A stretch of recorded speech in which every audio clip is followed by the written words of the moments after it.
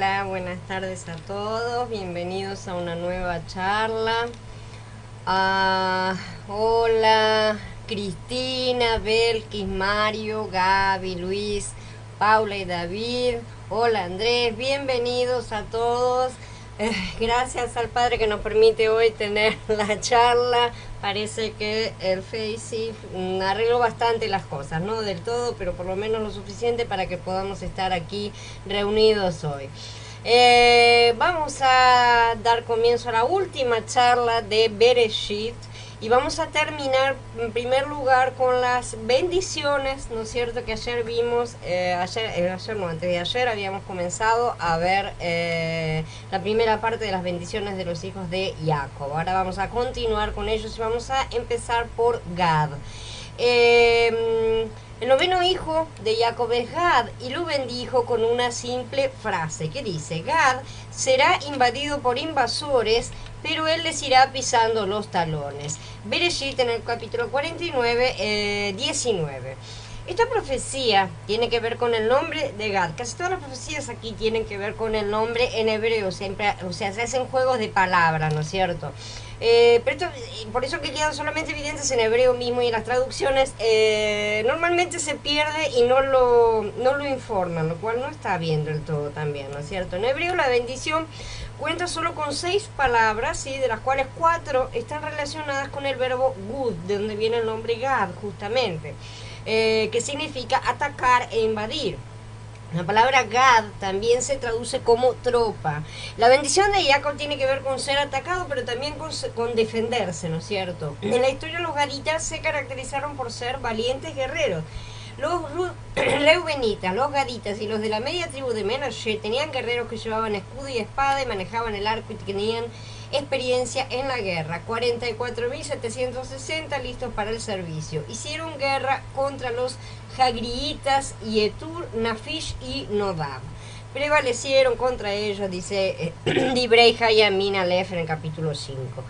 De los gaditas se pasaron a David en la fortaleza en el desierto algunos guerreros valientes, combatientes, entrenados para la batalla, armados con escudo y lanza, tenían la apariencia de leones y eran tan veloces como gacelas sobre las montañas. Esto habla de la ferocidad que tenían estos guerreros, ¿no es cierto? Que eran muy valientes y muy eficaces, evidentemente. También está en Dibrei Hayamin Aleph en el capítulo 12.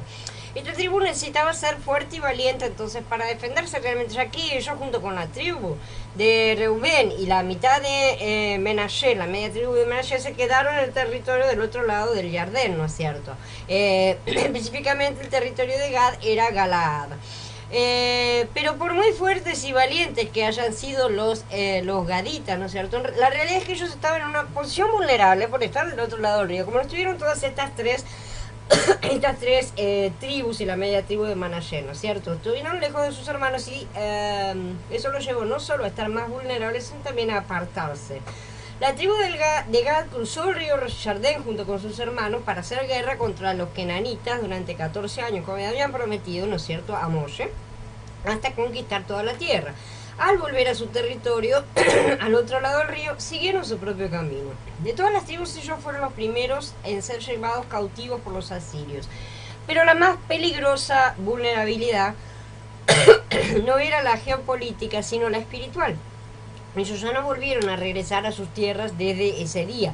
¿Por qué se quedaron al otro lado del río Jardén y no entraron a habitar en la tierra de Canaán, que era la prometida? La tierra de afuera no había sido prometida. Ellos mismos pidieron quedarse allí para beneficio de sus ganados. Le dieron más importancia a su negocio que a sus hijos. Dijeron a Moshe: la tierra que Yahweh había conquistado para la comunidad de Israel es un país de ganado y tus servidores tienen ganado. Y continuaron: se nos haría un favor si esta tierra se les diera a tus servidores como propiedad. No nos hagas cruzar el Jardín. Dicen Bamidbar en el capítulo 32. En su bendición, Moshe hace referencia a esta petición de quedarse en el territorio fuera de la tierra de Canaán. Para Gad dijo: bendito el que ensanchó a Gad, o sea, le dio territorio fuera de lo prometido, ¿no es cierto? Echado está como leona, ha desgarrado un brazo y hasta una cabeza. se quedó con las primicias, porque allí la porción de jefe le estaba reservada y ha venido a la cabeza del pueblo. Ha cumplido la justicia de Yahweh y sus juicios con Israel, dice Devarim en el capítulo 33. Como ustedes pueden ver, hemos estado relacionando las bendiciones de Jacob con las que Moshe realiza en el capítulo 33, ya al final. O sea, las bendiciones de Moshe no son a los hijos de Jacob, evidentemente, porque son realizadas más de 400 y casi 450 años más tarde, ¿no es cierto? Después del desierto, después de todo, cuando ya estaban para entrar en la tierra prometida. Entonces, la bendición, a pesar de que se dice para Gad, se le dice a la tribu de Gad, ¿no es cierto? A la tribu de cada uno, ¿no es cierto?, de ellos. Y sin embargo, Moshe siempre tuvo en cuenta en ese momento de hacer las profecías, la profecía que ya había realizado en su momento Jacob, ¿no es cierto? A veces confirmando, a veces ampliando lo que había dicho el patriarca, ¿no es cierto? Y también lo estamos relacionando con lo que sucedió aproximadamente de una forma muy sintética, ¿no es cierto? Con estas tribus más adelante en la parte histórica, ¿no es cierto? Sobre todo en la parte de los jueces, en la parte de los reyes. Por eso lo relacionamos con lo que cuenta Crónicas, ¿no es cierto? Sobre todas las cosas, o el libro de Shemuel, que habla de la parte de los reyes, ya cuando comienza con David, quiénes se quedaron del lado de David, quiénes no, y todas las demás cosas. Para que veamos más o menos, que empecemos a tomar en cuenta, porque a partir de ahora viene la parte histórica y es complicada. Entonces tenemos que tener en cuenta esas cosas, son importantes para el futuro. La tribu de Gad junto con la de Rubén entonces solicitó ensanchar el territorio de Israel y le fue concedido. Como dice el texto, se quedó con las primicias. El líder más sobresaliente de esta tribu fue Yair, que fue juez de Israel por 22 años. Después de él se levantó Yair el Giladita y siguió a Israel por 22 años. Tenía 30 hijos que cabalgaban en 30 burros y tenían 30 barrios en la región de Gilad. Estos se llamaban las villas de Yair hasta el día de hoy. Entonces murió Yair y lo enterraron en Camón. Shoftim en el capítulo 10 está esto. La tribu de Gad, entonces, ya dijimos también y mencionamos una más que proveyó muchos soldados a David. Como vemos de estas tribus que mencionamos, ¿no? La de Naftalí, Zebulón, Isaacar y Gad, proveyeron todos ellos soldados y guerreros que lucharon durante la conquista y en la época de los jueces y también en la época de David, ¿no es cierto? Estos fueron los gaditas, jefes del ejército. El menor era igual a 100 hombres y el mayor a 1000. Estos fueron los que cruzaron el Jardén en el mes primero. Cuando se habían desbordado de sus riberas, se hicieron huir a todos los de los valles al oriente y al occidente. Dibrei Hayamin Aleph en el capítulo 12. Asher. La bendición final de Jacob para Asher también fue breve. Le dijo lo siguiente: el pan de Asher será suculento y producirá manjares de rey. Bereshit 49:20. El nombre de Asher significa dichoso, ¿no? Que en las escrituras también se traduce como bienaventurado a veces, depende, ¿no es cierto? En la bendición de Jacob él le dijo que su pan será suculento, será abundante y alimenticio, nutritivo, ¿no es cierto? Lo que literalmente dice es grasoso, lleno de aceite, ¿sí? Untado con mucho aceite, ¿sí? El aceite siempre es símbolo de abundancia en Medio Oriente. Esto habla de abundancia y también de unción, evidentemente. La tierra de Asher producía ricos frutos y ahí hubo muchos olivos realmente. Y la bendición de Moshe, la tribu de Asher, también hace referencia al aceite. Para Asher dijo: bendito Asher entre los hijos, sea el favorito entre sus hermanos y bañe su pie en aceite. Sea tu cerrojo de hierro y de bronce y tu fuerza tan larga como tus días. Las tierras que le fueron asignadas a esta tribu se encuentran en la costa del Mediterráneo y realmente son tierras muy fértiles. No es casualidad que la mayor parte del aceite producido en Israel hoy en día todavía viene de ese territorio que antiguamente fue de Asher. En esta área también se cultivaba trigo, con lo cual alimentaban también a la gran mayor parte de la población de Israel. Lo lamentable de esa tribu es que ellos nunca expulsaron a los habitantes kenanitas y tampoco produjeron líderes reconocidos, ¿no es cierto? Los que fallan en ciertas cosas no son reconocidos por Yahweh con puestos de comando, por así decirlo. Solo se menciona a la profetisa Ana, ¿no es cierto?, que es la que pasó su vida en el templo día y noche orando en espera del Mashiach, que es mencionada en el capítulo 2 de Lucas, ¿no es cierto? Eh, Naftalí. La bendición de Jacob para Naftalí fue: Naftalí es una sierva en libertad que pronuncia palabras hermosas. Hay varias menciones en las escrituras a los pies de la sierva, ¿no es cierto? De sierva, que es la hembra, ¿no es cierto?, del siervo.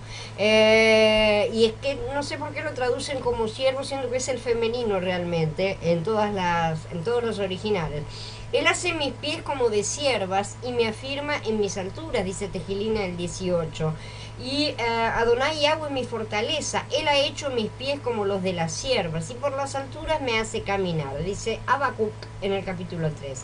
Las siervas son animales muy ágiles con sus patas, ¿no es cierto?, que pueden escalar realmente terrenos muy escabrosos. Eso le permite subir muy alto en las montañas con facilidad. De hecho, el territorio asignado a la tribu de Naftalí está al norte de Israel, después vamos a verlo en el mapa, y es una región montañosa. Además está sí a las orillas del mar de Galilea. Y Yeshua escogió esta región para vivir allí durante su ministerio. Cuando Yeshua oyó que a Yahanan lo habían encarcelado, él regresó a Galil, ¿no es cierto?, a Galilea. Y dejando a Netzaret, fue y habitó en Cafarnaum, ¿no?, una ciudad marítima en la región de Zebulún y Naftalí. De manera que se cumplió lo dicho por medio de Yesayá, ¿no es cierto?, cuando dijo: tierra de Zebulún y tierra de Naftalí, camino del mar al otro lado del Jardín, el Galil de los gentiles. El pueblo que moraba en tinieblas vio una gran luz, y a los que moraban en la región de sombra mortal, una luz los iluminó. Matías en el capítulo 4. Esta profecía está en Yeshaya capítulo 9. En el territorio de Naftalí está el valle de Ginosar, ¿no es cierto?, al noroeste del mar de Galilea, en la parte noroeste del mar, ¿no es cierto?, que producía frutos abundantes y muy rápido, o sea, tenía un renuevo constante, muy acelerado, ¿no es cierto?, el proceso de los frutos, ¿no es cierto?, de producir. Como su tierra era realmente muy productiva, tenían tiempo de estudiar la Torá. De manera que se transformó en un pueblo que dedicó bastante tiempo al estudio, ¿no es cierto? La profetisa Débora vino de Naftalí y ella cantó una canción muy hermosa en Shoftim, ¿no es cierto?, en el capítulo 5, conocida también por eso. Jacob también le dijo a su hijo Naftalí que él pronunciará hermosas palabras, justamente a raíz de lo que decimos. Y ella ya profetizó también, citado que después también por Shaul en Romanillín, capítulo 10, qué hermosos son los montes, son sobre los montes los pies del que trae buenas nuevas, del que anuncia la paz, del que trae las buenas nuevas de gozo, del que anuncia la salvación, y dice a Sión: tú Elohim reina. Moshe los bendijo de la siguiente manera. Y de Naftalí dijo: Naftalí, saciado de favores y lleno de la bendición de Yahweh, toma posesión del mar y del sur. Naftalí estaba a la orilla del mar de Galilea, que en realidad es un lago, no es realmente mar, pero se lo conoce como mar de Galilea. Pero la referencia a tomar posesión del mar y del sur probablemente se refiere a la ruta comercial que ya hemos mencionado la vez pasada, que pasaba por el medio de no solo las tierras de Naftalí, sino también las de Zebulón y Sacar, ¿no es cierto? esa vía, esa ruta que venía desde Mitzray, Egipto, desde allá abajo, iba hasta Damasco, ¿no es cierto?, que era una ruta comercial internacional, por así decirlo, ¿no es cierto? Era ruta de comercio que eran utilizadas por todos los pueblos, ¿no es cierto?, que recibía el nombre de Vía Maris. Esta ruta atravesaba venía toda por la orilla y después se adentraba un poco, se alejaba, no pasaba por la parte de Tiro y Sidón, ya se adentraba y se iba desviando porque tenía que dirigirse a Damasco, ¿no es cierto? Ese paso comercial probablemente ayudó mucho a la prosperidad de la región, ¿no es cierto?, en general, de todas estas tribus que estaban ahí. El nombre Naftalí significa lucha, lo cual resultó profético. Esta tribu probó ser gente luchadora también. En el tiempo los jueces pelearon dándolo todo junto con la tribu de Zebulún. Como dice, Zebulún es un pueblo que burlaba la muerte en Shoftim capítulo 5. Y ahora nos vamos a dedicar a Yosef. Las últimas dos menciones de Jacob fueron dirigidas a los hijos de Rachel, ¿no es cierto?, la amada. La bendición para Yosef fue una de las más largas, así como la de Yahudá, que ya la vimos en la vez pasada, ¿no es cierto? No es de extrañar, al final de cuentas ya hemos dicho que fueron los dos entre los cuales fue repartida los derechos de primogenitura, ¿no es cierto? La bendición para Yosef también estaba relacionada con su nombre. En hebreo significa él añadirá, ¿sí? Este nombre también resultó profético porque todo lo que él tocaba prosperaba, o sea, todo lo que él tocaba agregaba, añadía, lo hacía crecer, por así decirlo, ¿cierto? La vida de Yosef se caracterizó por ser fructífera realmente y muy productiva, lo cual fue de gran bendición no solo para él, como ya lo hemos estudiado, sino para todos los que lo rodeaban. En la bendición se hace referencia a esto. Yosef es una rama fecunda junto a un pozo. Sus vástagos se extienden sobre el muro. Arqueros lo asaltaron duramente, le dispararon y lo acosaron. Mas su arco se quedó tenso y sus manos se hicieron firmes por las manos del fuerte de Jacob, por causa del pastor, la roca de Israel, el Elohim de tu padre que te ayuda, y Shaddai que te bendice con bendiciones del cielo arriba, bendiciones del abismo que yace abajo, bendiciones del pecho y del vientre. Las bendiciones de tu padre sobrepasan las bendiciones de mis antepasados, hasta los más lejanos linderos de las colinas eternas, que reposan en la cabeza de Yosef, en la frente del escogido entre sus hermanos. La bendición de Yosef no es para nada, o sea, es completamente sorprendente, ¿no es cierto? Le dice rama fructífera. Esto es multitud de naciones, justamente. Sus vástagos se extienden sobre el muro, queriendo decir que sus descendientes van a vivir fuera de la tierra de Israel. Se iban a extender hasta los confines de la tierra.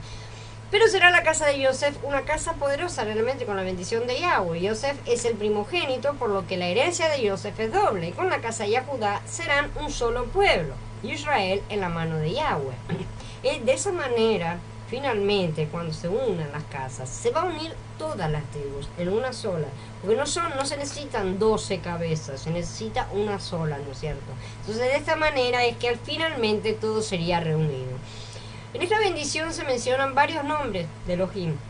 El poderoso de Jacob, Abir Jacob, el pastor, que es Rahá, la roca de Israel, Eben Israel, Elohim, él, ¿no es cierto? El todopoderoso, que es Shaddai. A pesar de todas las aflicciones y contratiempos que sufrió realmente Yosef en su vida, nunca se olvidó de Elohim. Él sabía quién era Yahweh, y ese conocimiento lo ayudó todo el tiempo a sobreponerse a todas las adversidades, que fueron muchas, que pasó en su vida, ¿no es cierto? Lo cual también está reflejado en esta bendición que su padre le dio. También la bendición que Moshe dio a los descendientes de Yosef habla de prosperidad. Y de Yosef dijo: bendita de Yahweh sea su tierra, con abundancia de rocío del cielo y del abismo que yace abajo, con el abundante producto del sol y la abundante cosecha de las lunas, con lo mejor de las antiguas montañas y la abundancia de las colinas inmemoriales, con la abundancia de la tierra y su plenitud, y el favor de la presencia en la zarza. Que esto reposa en la cabeza de Yosef, en la coronilla del escogido de sus hermanos. Como el primogénito de un toro en su majestad, tiene astas como los cuernos de un toro salvaje. Con ellas faja a los pueblos, a los confines de la tierra, todos juntos. Estas son las miríadas de Efraín, estos son los millares de Menashe. Como ya mencionamos, a Yosef le fue dado el derecho de primogenitura, ¿no es cierto?, en lugar de Rubén, y este primogénito recibió la doble porción. Y Yosef recibió justamente el privilegio de tener 2 tribus. Y de esta manera sus 2 hijos mayores, Efraín y Menashe, fueron adoptados como hijos de Jacob para poder entrar en el ruedo del resto de los hermanos. Se le dio el derecho de tener 2 tribus en el pueblo de Israel. Las 2 tribus fueron realmente muy prósperas y fructíferas. Menashe recibió el territorio más grande de todas las tribus. Realmente, cuando lo vemos en el mapa, es enorme el territorio, y encima además sabemos que la otra media tribu quedó afuera y tiene un tamaño casi tan grande como el de la mitad que quedó adentro, ¿no es cierto? Y Efraín recibió sí un territorio más pequeño, pero realmente muy crucial en su posición, ¿no es cierto? Ya que estaba en el corazón mismo de Israel. De esta tribu salieron líderes importantes, entre los cuales está Yahoshua mismo, ¿no es cierto? El que seguiría, el que llevaría a las tribus a conquistar la tierra prometida. Cuando la nación de Israel se dividió en 2, Efraín se quedó como líder de las tribus del norte. Esto lo sabemos y lo vamos a estudiar más a fondo más adelante. Y se llevó el nombre de Israel, ¿no es cierto? Lo cual era el derecho del primogénito, como ya hemos dicho. El líder de las tribus del sur fue Yahudá, y de ahí vienen los judíos o yahuditas justamente. El problema con la tribu de Efraín es que no expulsaron a todos los kenanitas de su territorio. De hecho, este ha sido el problema mayor de Efraín, el de acomodarse siempre con los paganos en todas partes por donde pasaba. Ellos se quejaron en su momento con Yahoshua por no tener suficiente territorio para el gran número de personas que tenían. Pero como veremos, el problema no era la cantidad de territorio, sino otra causa.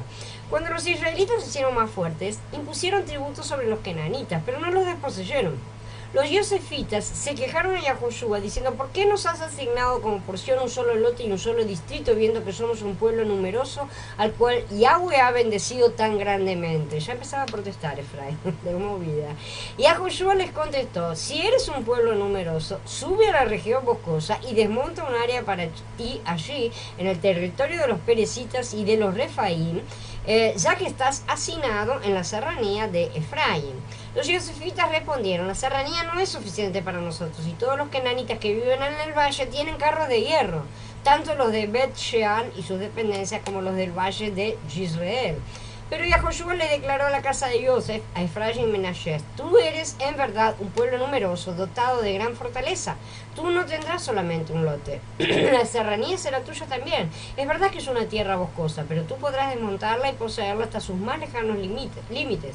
Y también desposeerás a los kenanitas, aunque tengan carros de hierro y aunque sean fuertes. Esto está en el capítulo 17 del libro de Yahoshua. Pero en lugar de expulsarlos, los efraimitas simplemente los sometieron a esclavitud. Ellos siguieron teniendo miedo de los carros de hierro. Y cuando Israel se hizo fuerte, redujeron a los kenanitas a trabajo forzado, pero no los desposeyeron. Tampoco Efraín desposeyó a los kenanitas que habitaban en Geser, de modo que los kenanitas siguieron habitando en medio de Geser. Shoftim en el capítulo 1.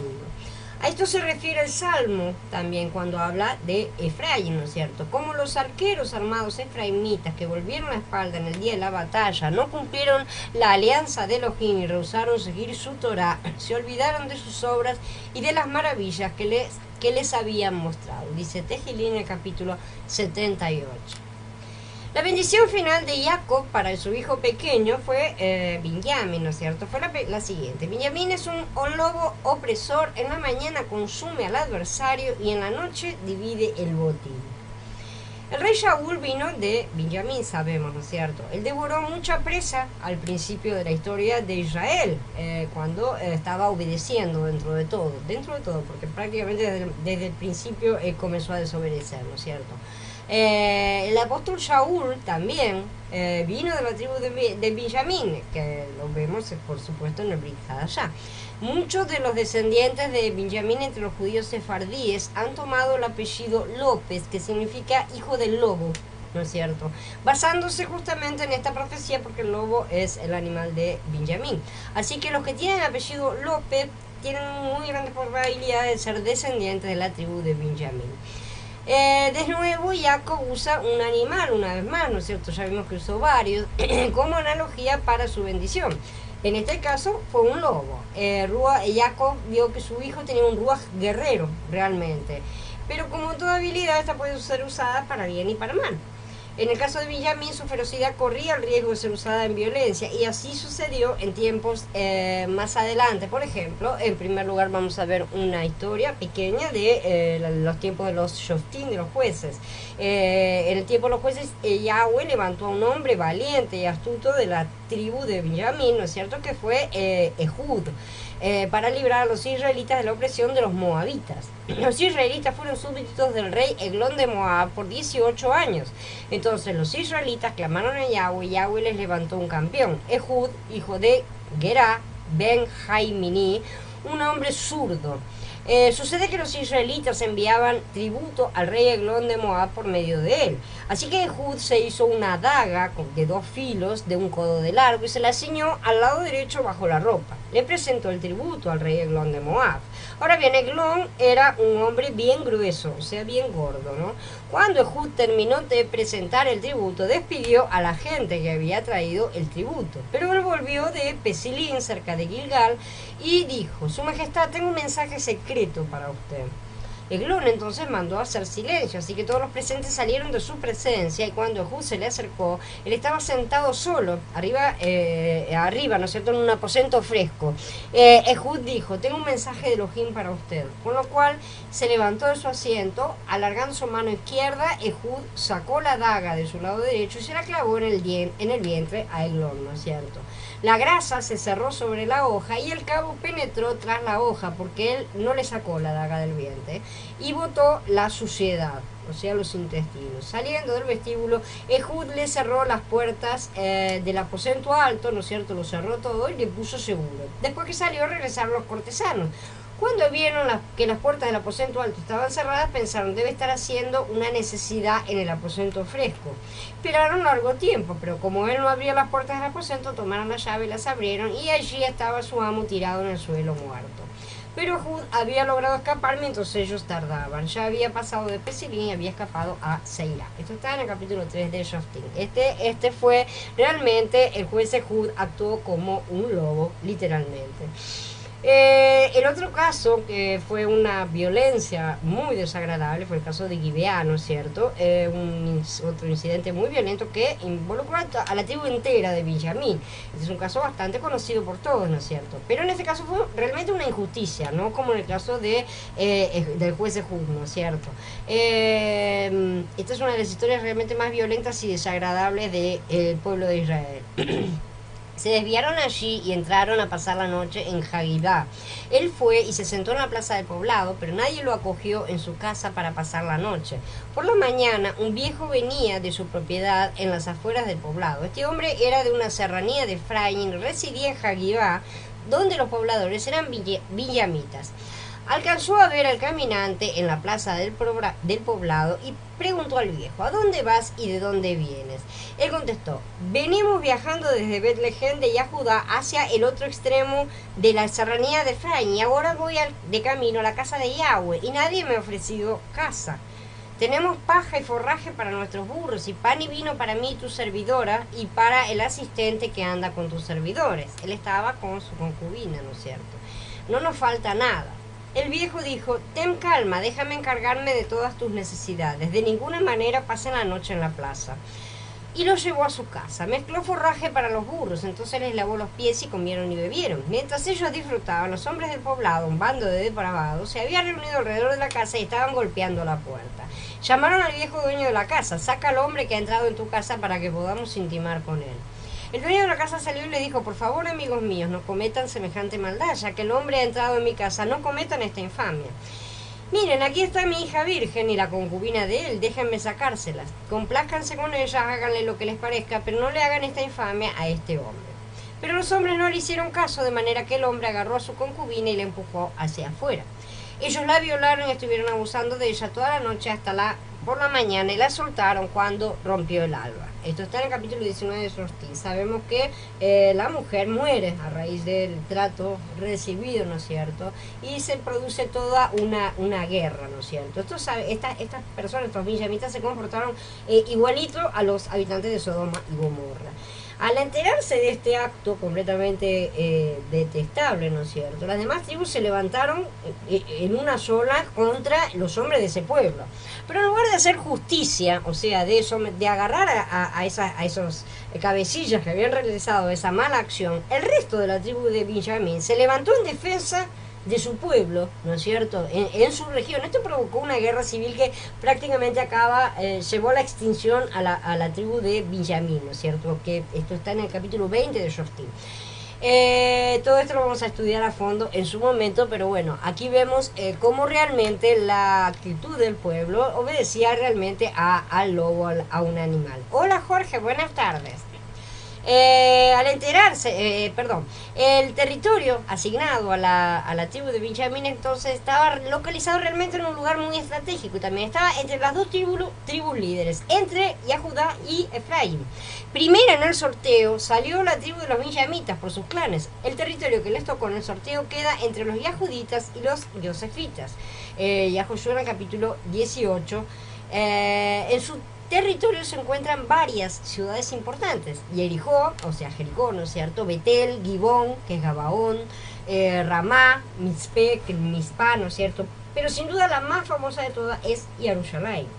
La mayoría de las personas piensa que Jerusalén está en el territorio de Yahudá, ¿no es cierto? Pero en realidad está en la frontera de ambas tribus, pero del lado de Benjamín. Selah, Elef, Yebús, o sea, Jerusalén, Gibat y Kiriat, 14 pueblos con sus aldeas. Esa fue la porción de los benjamitas por sus clanes. Esto está en Yahushua 18. Así que la ciudad de Jerusalén estaba dentro del territorio benjamita y no yahudita. Sin embargo, ¿quién la conquistó? De mano de los jebusitas, ¿no es cierto? Los jebuseos no fueron los de Benjamín, sino David, que es de la tribu de Judá, realmente, mucho más adelante, mucho después de la distribución de las tierras, ¿no es cierto? La bendición de Moshe a Benjamín está relacionada con el templo que se construiría justamente en Jerusalén, la ciudad más importante de su territorio. De Benjamín dijo: amado de Yahweh, reposa seguro a su lado, él siempre te protege mientras reposa entre sus hombres. No todos los hijos de Abraham ni todos los hijos de Yitzhak fueron incluidos en la formación del pueblo de Elohim, pero con Jacob se termina el proceso de selección, realmente. No hubo más selección entre los hijos, o sea, este queda adentro, este queda afuera, ¿no es cierto?, como había sucedido antes. Ya que todos los hijos fueron elegidos para formar parte del pueblo de Israel, a pesar de sus comportamientos, ¿no es cierto? A partir de ahí, sus comportamientos serían redimidos. O sea, sus malos comportamientos, ¿no? Obviamente, serían redimidos en cuanto a que deberían pagar por los malos comportamientos, ¿no es cierto? Y por eso, por ejemplo, tenemos justamente los 430 años que tuvieron que pasar en Egipto. Todas estas fueron las tribus de Israel, 12 en número, y esto fue lo que les dijo su padre cuando los bendijo, bendiciendo a cada uno una bendición adecuada a él. Esto está en Bereshit 49, 28. Así que después de bendecir a sus hijos y cumplir el propósito de su vida, Jacob finalmente murió. Hola Tabita, buenas tardes. Así que ahora vamos a hablar acerca de la muerte de Jacob. Bereshit es un libro extenso, ¿no es cierto?, que se compone de 50 capítulos, y es extenso. Nosotros ya estamos terminando, nos llevó casi 6 meses de estudio, ¿no es cierto?, que son tres charlas por semana nada más. Finalmente estamos llegando a su fin después de casi 70 estudios. El relato de la vida de Jacob ocupa más de la mitad de este libro, ¿no es cierto?, 25 capítulos y medio. En los mensajes anteriores vimos cómo él nació, cómo Elohim lo escogió desde antes de su nacimiento, ¿no es cierto?, cómo luchaba cuando todavía estaba en el vientre de su madre. Él siguió luchando toda su vida. Jacob vivió hasta la edad de 147 años. Finalmente, en Bereshit 49 vemos la manera en que Jacob partió de esta vida. La calidad de la vida de un hombre, el resultado de su vida, se determina principalmente por la última etapa de la vida, que es la vida madura, ¿sí? O debería serlo, ¿no es cierto? Y no por la primera parte. Podemos compararlo con los que participan en una carrera, ¿no es cierto? El hecho de que alguien corra bien en el principio de la carrera no importa mucho, ¿no es cierto? El resultado final es lo que cuenta. Así que en este mensaje ahora llegamos a la etapa final de la vida de esta persona realmente asombrosa, ¿no es cierto?, que fue Jacob. Y vamos a ver cómo se condujo en el momento de su partida. En las escrituras, la mejor partida de esta vida realmente, aparte de la de Yahshua HaMashiach, obviamente, fue la del apóstol Shaul. Cuando Shaul estaba a punto de partir, declaró: he peleado la buena batalla, he acabado la carrera, he guardado la fe, y desde ahora me está guardada la corona de justicia, con la cual me recompensará el Mashiach, juez justo, en aquel día. Timoteo, vete en el capítulo 4. Espero que todos podamos hacer esta declaración al final de nuestra carrera, ¿verdad? La partida del apóstol Shaul fue excelente, ¿no es cierto? Aunque me sigue gustando la partida de Jacob, porque fue hermosa y fue apacible también. La partida de Shaul fue sencilla, porque no tenía ni esposa ni hijos, ¿no es cierto? Entonces no tenía casi a nadie para despedirse. En el momento de su partida él estaba solo en la cárcel y no había muchas complicaciones en ese sentido. Para el caso de Jacob vamos a ver muchas situaciones diferentes. En primer lugar vamos a hablar acerca de la promesa. Cuando se le acercaba a Jacob el tiempo de morir, llamó a su hijo Yosef y le dijo: hazme este favor, pon tu mano bajo mi muslo como promesa de tu constante lealtad. Por favor, no me sepultes en Mitzrayim. Esta petición ha sido un problema para muchos estudiosos de las escrituras. Sin lugar a duda esto indica un juramento, obviamente, ¿no es cierto? Este juramento también lo vimos en el caso del siervo de Abraham, ¿no es cierto? Ahora bien, ¿por qué no le pidió Jacob a Joseph que levantara su mano si el significado de esta acción era solamente pronunciar un juramento, ¿no es cierto? Sobre todo entre el padre y el hijo. Existen muchos detalles que podemos aprender acerca de este asunto del muslo porque implican muchas cosas relacionadas. Cuando se hacía un juramento, el que juraba a veces seguía la costumbre de poner la mano debajo del muslo de la persona a la que se le hacía el juramento, como hizo el sirviente de Abraham, ¿no es cierto? Y justamente este ejemplo, ¿no es cierto? También, o sea, tanto que el caso como este de Joseph. La palabra muslo, que es yarek, se refiere a la parte superior de la pierna que va desde la cadera hasta la rodilla, ¿no es cierto? Esa parte, ¿no es cierto? ¿Dónde está el fémur? Por ejemplo, el dar palmadas sobre el muslo, golpearse el muslo así, ¿no es cierto? Como que es mencionado en varios lugares, denotaba desconsuelo, tristeza, remordimiento, ¿no es cierto? Por ejemplo, ahora que he regresado estoy lleno de remordimiento, ahora que me doy cuenta golpeo mi muslo, dice Yirmeyah en el capítulo 31. Eran expresiones antiguas para manifestar determinados sentimientos. Y yo juntamente con mi pueblo son arrojados a la espada, por tanto, golpea tu muslo, dice Yahezkel en el capítulo 21. Como los muslos están a los lados del cuerpo, ¿no es cierto? El término hebreo también puede recibirse al lado, al lateral de algo, ¿no es cierto? Como, por ejemplo, dice el lado del tabernáculo o de un altar. Dice, colocó el candelabro en la carpa de reunión, al lado opuesto de la mesa, en el lado, en el yarek, en el muslo sur de la morada. Esto es importante porque hasta cierta medida los judíos realmente vieron esta similitud del tabernáculo con una figura humana, ¿no es cierto? Pero después lo llevaron a delirios que no tienen mucho que ver con el mensaje verdadero que Yahweh trataba de transmitirnos. Así que lo vamos a ir estudiando en su momento ahora que vamos a entrar en Shemot, ¿no es cierto? Pero como vemos, las palabras utilizadas justamente se están refiriendo a parte del cuerpo humano. De hecho, las partes del cuerpo humano eran muy utilizadas en muchísimas expresiones antiguamente, ¿no es cierto? Y han sido sacadas del medio en las traducciones, lo cual está mal. O sea, hay que dejar la parte original y explicar qué es lo que eso significa en nuestras palabras para sí tener el entendimiento de lo que se está diciendo, tampoco para no entender, pero sí comprender ese tipo de relaciones que se establecen. En cuanto al altar de bronce que estaba delante de Yahweh, él lo quitó delante de la casa, de entre el altar y la casa de Yahweh, y lo puso en el lado norte del altar, el yarek, el muslo norte del altar, dice Melahim Bet en el capítulo 16. Así que ya vemos cómo eso significaba también lado, ¿no es cierto? La espada se llevaba a un lado, se llevaba sobre el muslo, obviamente, ¿no es cierto? Esto lo van a encontrar en varios basukim, por ejemplo, dejo algunos para que se verifique, ¿no es cierto? Por eso, cuando en Gilgalut 19 se representa a Yahshua HaMashiach montado en un caballo blanco para hacer guerra contra la bestia y los reyes de la tierra con sus ejércitos, ¿no es cierto? Se dice que su título, Rey de Reyes y Adón de Adones, está escrito claramente sobre su prenda exterior de vestir a la altura del muslo, ¿sí? Que es donde normalmente se llevaba la espada, que es el símbolo de la autoridad, justamente. Es ahí donde va a estar la autoridad detentada y es ahí donde va a estar escrito ese título. Los calzoncillos de los sacerdotes de Israel iban desde las caderas hasta los muslos, es decir, hasta donde terminaban los muslos, ¿no es cierto?, en las rodillas, para que cubrieran por completo su desnudez cuando servían en el santuario y en el altar de Yahweh. En caso contrario, morían, ¿no es cierto? Está en Shemot en el capítulo 28, ya lo vamos a ver. Debido también justamente a que el muslo está cerca de los órganos reproductores, se dice que la prole procede de la parte superior del muslo, cosa que siempre ha sido traducida como lomos, que es lo que vengo diciendo, ¿no es cierto? Por ejemplo, todas las personas pertenecientes a Jacob que vinieron de Mitzrayim, que salieron de su muslo y no lomo, sí, porque la palabra yarek, aparte de las esposas de Jacob, todas esas personas sumadas 66, dice Bereshit 46. El número total de personas que salieron del muslo de Jacob llegó a 70. Joseph estaba ya en Mitzrayim, dice Shemot en el capítulo 1.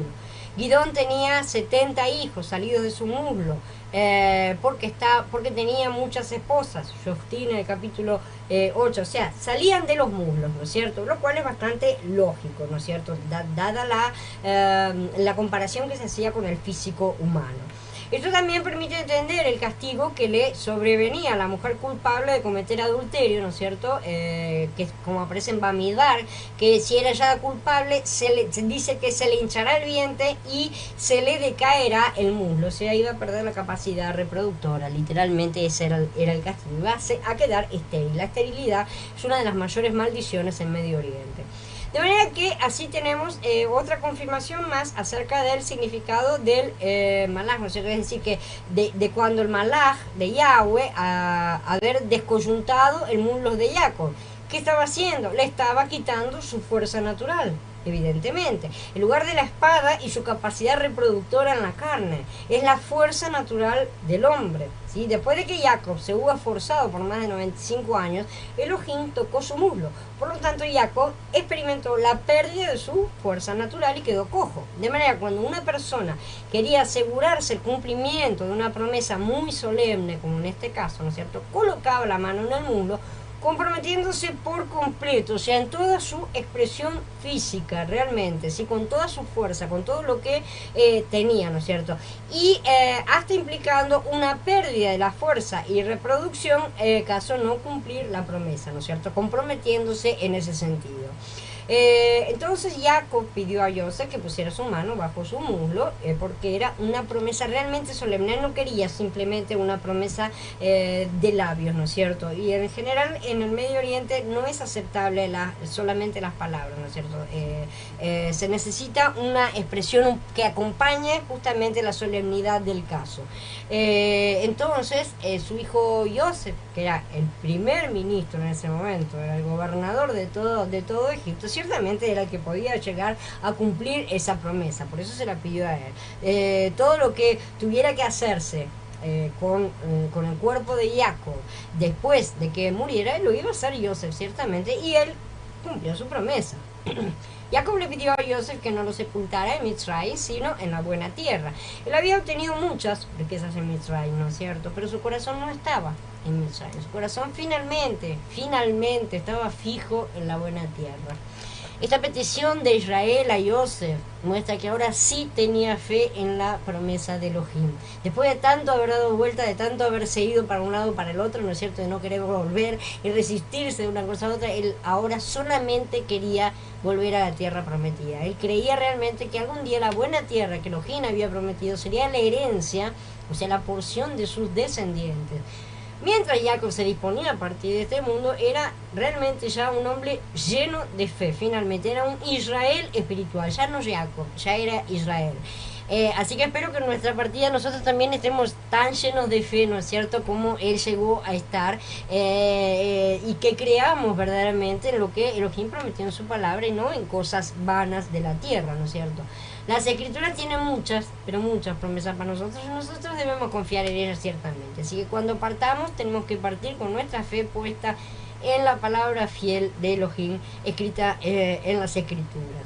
Entonces los instruyó diciéndoles: estoy a punto de reunirme con mi pueblo. Entiérrenme con mis padres en la cueva que hay en el campo de Efrón el Gitita, la cueva que está en el campo de Macpelá, frente a Manré, en la tierra de Canaán, el campo que Abraham le compró a Efrón el Gitita para lugar de sepultura. Allí enterraron a Abraham y a su esposa Sará.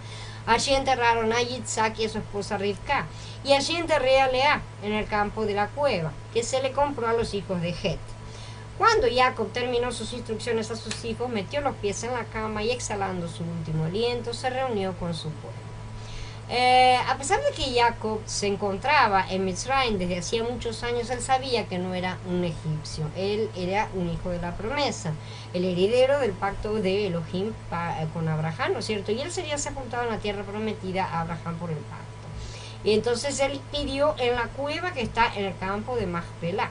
Mitzrayim estaba lleno de tumbas magníficas. Y a ese respecto, o sea, el respeto que le tenían a Jacob por ser el padre de Joseph, lo podrían haber enterrado en una pequeña pirámide inclusive, ¿no es cierto? Podría haber sido enterrado realmente con mucho lujo, pero él no quería estar en Mitzrayim, no quería estar en Egipto, en el mundo, y que él quería ser enterrado en una pequeña cueva en Canaán, ¿no es cierto? Porque esa era la promesa de Yahweh. Joseph lloró por la muerte de su padre, ciertamente. Lo curioso es que no se menciona a sus hermanos, ¿no es cierto? Dice, Joseph se arrojó sobre el rostro de su padre y lloró sobre él y lo besó.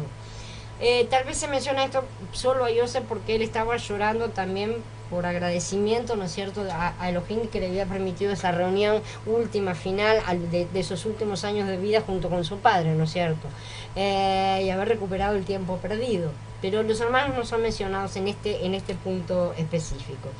Como Joseph era gobernador de Egipto, él siguió las costumbres de los egipcios de embalsamar a los muertos, lo cual tomó su tiempo. Entonces Joseph ordenó a los médicos que tenían su servicio que embalsamaran a su padre, y los médicos embalsamaron a Israel. Se requirieron 40 días, porque ese es el periodo total de embalsamamiento. Los mitzritas lo lloraron por 70 días. El proceso de embalsamamiento consistía en colocar una gran cantidad de sustancias resinosas en las cavidades del cuerpo, pero antes de esto se extraían todas las entrañas, todo lo que era que se puede corromper, ¿no es cierto?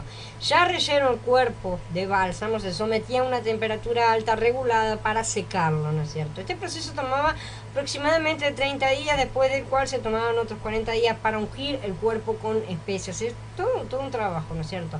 Esa operación dejaba el cuerpo curado, después se lavaba, era enrollado con tiras de lino, como una momia, ¿no es cierto? Y todo era sellado con goma. Después el cuerpo era depositado en un ataúd de madera diseñado con forma humana, de acuerdo a las costumbres antiguas de Egipto. Cuando el cuerpo de Jacob estuvo embalsamado, Joseph pidió autorización al faraón, ¿no es cierto?, para que le permitiera enterrar a su padre en la tierra prometida, porque tenía que dejar sus deberes por unos días, ¿no es cierto?, para cumplir la solicitud de Jacob. Y cuando pasó el periodo de duelo, Joseph le habló a la corte del faraón diciendo: háganme este favor y preséntenle esta apelación al faraón. Mi padre me hizo jurar diciendo: estoy a punto de morir. Asegúrate de sepultarme en el sepulcro que preparé para mí mismo en la tierra de Canaán. Ahora, por lo tanto, déjenme subir y enterrar a mi padre, luego regresaré. Esto está en Bereshit 50. Y Faraón accedió a la petición. Faraón dijo: sube y entierra a tu padre, según te hizo prometer bajo juramento. Así Joseph subió a enterrar a su padre, y con él subieron todos los oficiales del Faraón, los miembros mayores de su corte, y todos los dignatarios de Mitzrayim, junto con todos los de la familia de Joseph, sus hermanos, y la familia de su padre. Solamente sus niños, sus rebaños y sus manadas se quedaron en la región de Goshen. Carruajes también y jinetes subieron con él. Era una tropa muy grande. Por respeto a los egipcios, Joseph cumplió con las costumbres del país, pero cuando llegó a la tierra prometida, él cumplió con la costumbre del pueblo de Elohim, guardando duelo por 7 días, lo cual se conoce como Shiva, que significa literalmente 7. Cuando llegaron a Goren Haatad, que está al otro lado del Jardín, tuvieron allí una grande y solemne lamentación, y observó un periodo de duelo de 7 días por su padre. La procesión que acompañaba al ataúd de Jacob debe haber sido realmente imponente, ¿no es cierto? Como acabamos de mencionar, subieron todos los oficiales del faraón, eran todos los miembros mayores de la corte, o sea, era todo una cosa grande, ¿no es cierto? Más toda la familia, ¿no es cierto?, de Jacob mismo. Cuando los kenanitas vieron este cortejo, se admiraron y pensaron que debía ser realmente una persona muy importante. Dice: cuando los habitantes kenanitas vieron el lamento en Goren Haatad, dijeron: este es un lamento solemne de parte de los misritas, ¿sí? Por eso fue que lo llamaron Abel Mitzrayim, o sea, lamento de Mitzrayim, que está al otro lado del Jardín. Goren Haatad estaba al este del Jardín, lo cual implica que el cortejo fúnebre tomó el camino más largo, probablemente para evitar conflictos políticos, ¿no es cierto? La ruta más corta hubiera sido a través del territorio de los filisteos, pero siempre traía problemas, así que probablemente fueron por ese lado, por ese motivo. Algunos comentaristas dicen que los egipcios que acompañaban a Joseph se detuvieron allí y no entraron en Canaán para evitar que creyeran que los egipcios estaban invadiendo, realmente, porque era todo un cortejo demasiado grande, ¿no es cierto? Así que este cortejo fúnebre era bastante numeroso. Todos los hijos de Jacob fueron a sepultar realmente a su padre, de esta manera sus hijos hicieron por él lo que él les había indicado. Sus hijos lo llevaron a la tierra de Canaán y lo sepultaron en la cueva del campo de Macpelá, el campo cerca de Manré, el cual Abraham le había comprado a Efrón el Gitita para lugar de sepultura. Así que entrando en la tierra prometida, alguno de los hijos de Jacob pudo haber tenido realmente la tentación en aquel momento de quedarse nuevamente, ¿no es cierto?, en la tierra donde crecieron, pero ninguno de ellos lo hizo. Todos regresaron a Egipto. En realidad, el hambre todavía estaba... no, el hambre no estaba, miento, ¿sí? No sé por qué dije eso. El hambre ya no estaba porque habían pasado muchos años. Pero ellos ya habían hecho justamente sus vidas en Egipto. Esto sucedió...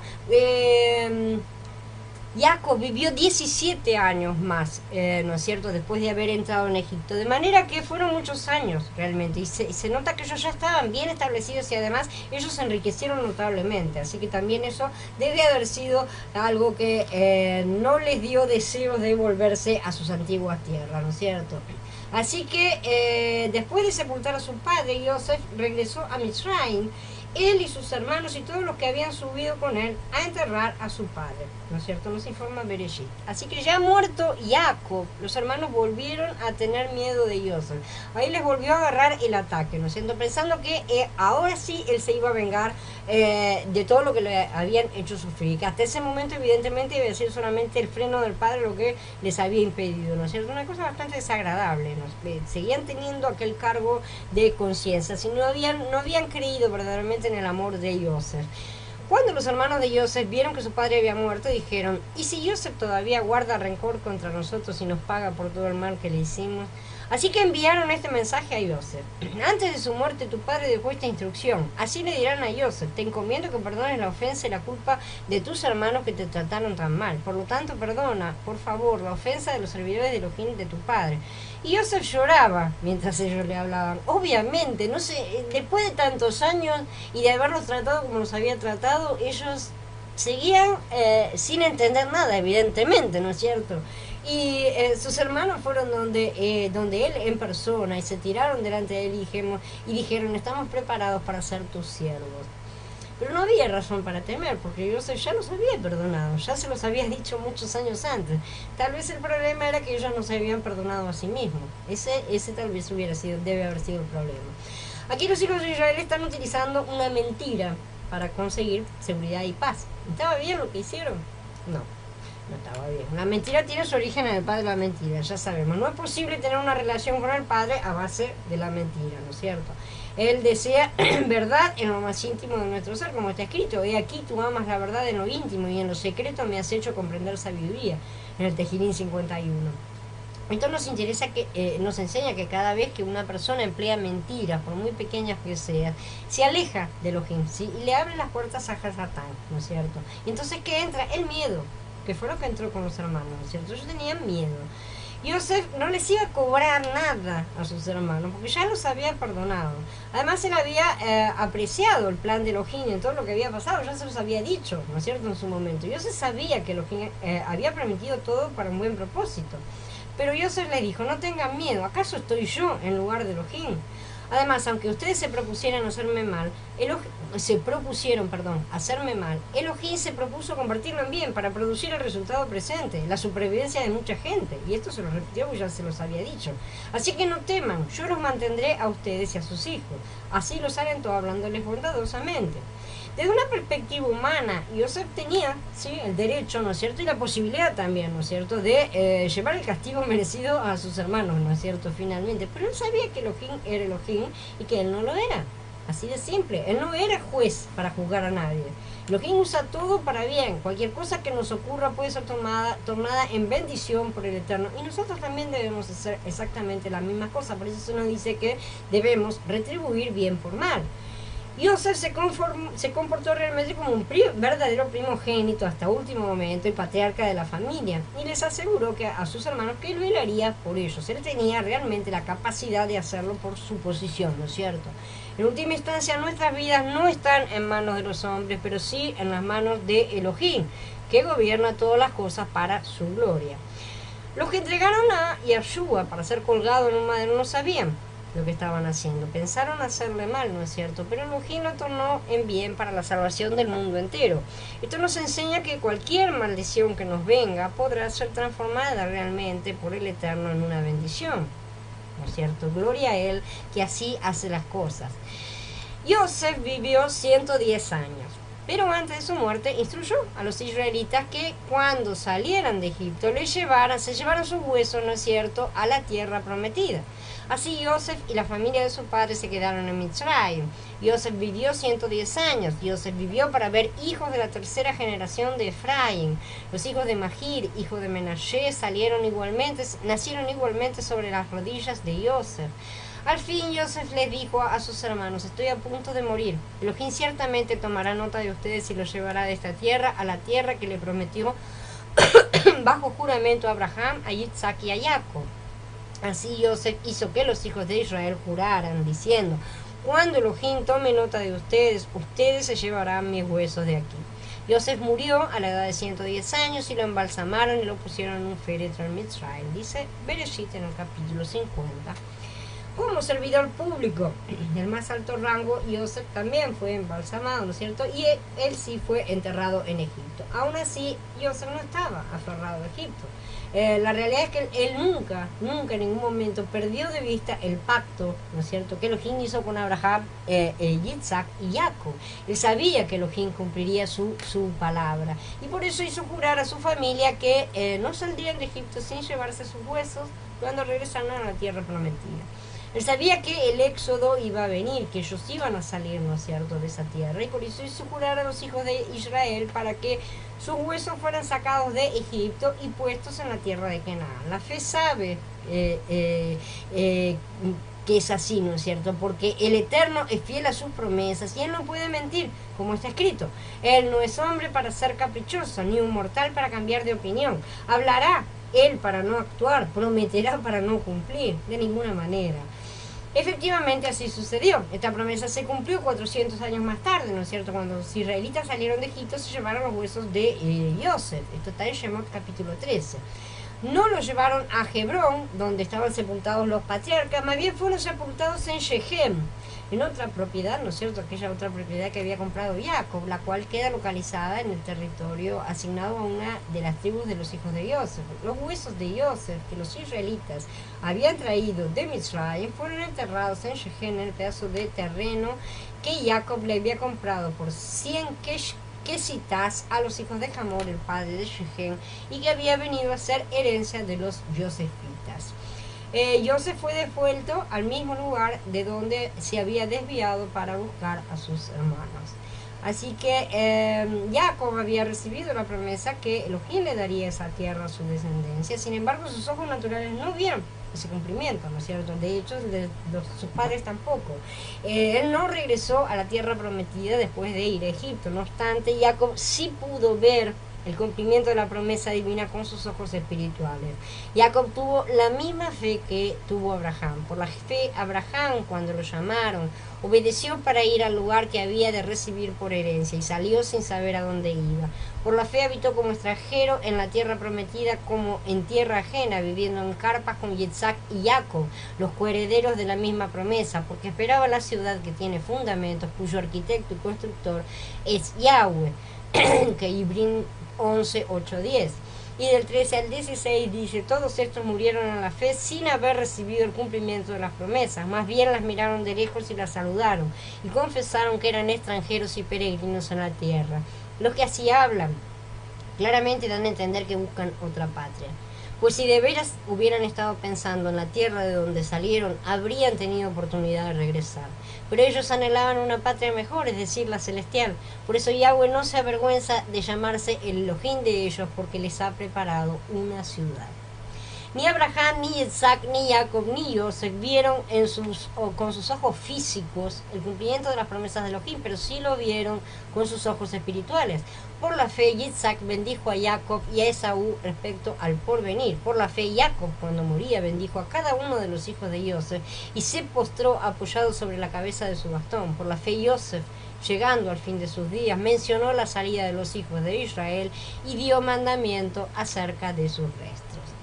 Y así termina el libro de Bereshit, que nos ha llevado tantas charlas y que espero que nos haya enriquecido muchísimo este libro de semillas a través del cual hemos andado todos estos meses y que nos muestra realmente el nacimiento de la planta Israel. Y ahora a continuación vamos a seguir viendo Shemot, ¿no es cierto? Que ella tiene otra etapa del crecimiento de esta pequeña planta, una etapa que comienza 400 años después, así que se la dejó crecer, por así decirlo, ¿cierto? La planta necesitaba tener su crecimiento hasta el momento justo de ser trasplantada. Entonces, este periodo de 400 años es un periodo de silencio, por así decirlo, no se dice nada, se espera, nada más. Yahweh es un Elohim de mucha paciencia, cosa que nosotros normalmente no tenemos tanta, queremos todas las respuestas enseguida y todas las cosas rapidito, ¿no es cierto? Así que hemos terminado con Bereshit, vamos a seguir con Shemot. La semana que viene no vamos a arrancar porque yo todavía estoy preparando la base del material, que es bastante, yo necesito preparar el esqueleto completo para que podamos arrancar. Vamos a arrancar la otra semana y vamos ya a arrancar con eso. Lo que sí vamos a tener es la otra charla. No se olviden que la otra serie seguimos, ¿no es cierto? Porque a pesar de todas todos los problemas del Face, nosotros el lunes, si él quiere, vamos a seguir con la otra charla. ¿Alguien tiene algún comentario, alguna pregunta?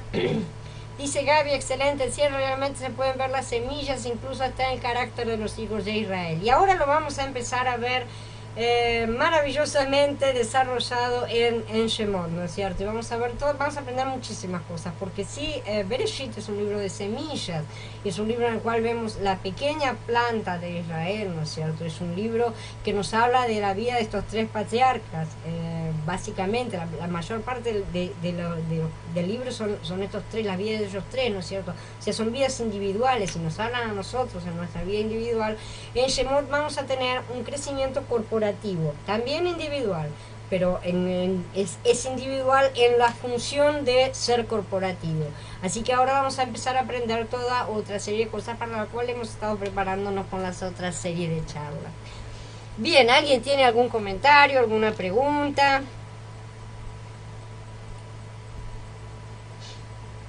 A ver, dice Gaby, realmente se puede notar cómo los 5 libros son la base de las escrituras. Sin duda alguna son libros de gran riqueza y que nos dan la base justamente sobre la cual se apoya sobre la cual se apoya el Berit Hadashah, ¿no es cierto? Sin eso quedan como dos ideas separadas, que es lo que han hecho.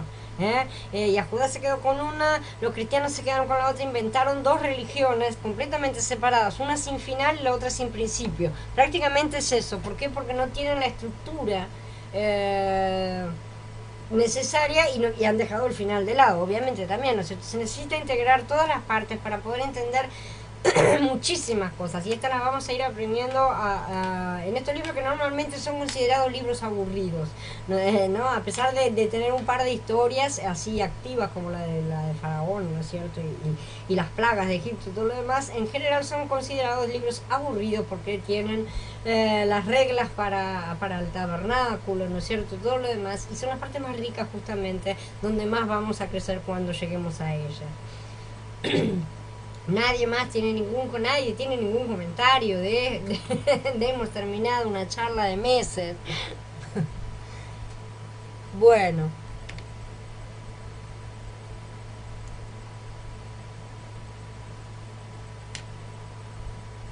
dice Gaby, además después de Moshe no se volvió a dar ningún mandamiento hasta la llegada de Yahshua, no, excepto los rabínicos, esos siguen, esos crecen, los multiplican.